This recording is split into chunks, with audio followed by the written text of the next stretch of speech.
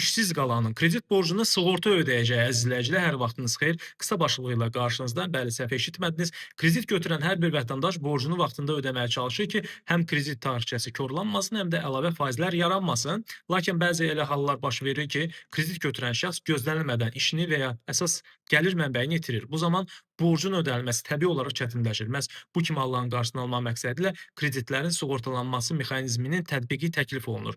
Belə bir mexanizm çərçivəsində vətəndaş işini itirdikdən sonra kredit ödənişlərini müəyyən müddət ərzində sığorta şirkəti həyata keçirə bilər.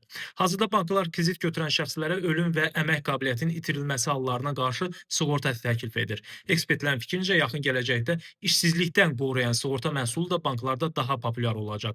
Bu sığorta vasitəsilə kredit götürən şəxs öz maliyyə öhdəliklərini kompensasiya edə biləcək. Belə bir sığortanın tətbiqi həm kredit götürən şəxsin işsiz qalmaq riskini azaldacaq, həm də kredit tarixçəsinin pozulmamasına, həmçinin bankların problemli kreditləri minimuma endirməsinə imkan yaradacaq.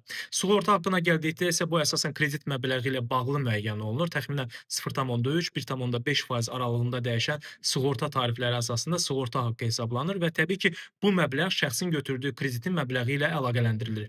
İşsizlikdən qoruyan sığorta məhsulu qısa müddət ərzində əmək fəaliyyəti ilə məşğul olan şəxslərə şamil ediləcək. Bax belə əziz izləyicilər, siz bu barədə nə düşünürsünüz? Fikirlərinizi şərhlərdə qeyd edə bilərsiniz. Videonu bəyənib paylaşmağı, həmçinin maraqlı məlumatları qaçırmamaq üçün səhifəmə abunə olmağı da unutmayın. Ən əsası özünüzdən müğayət olun.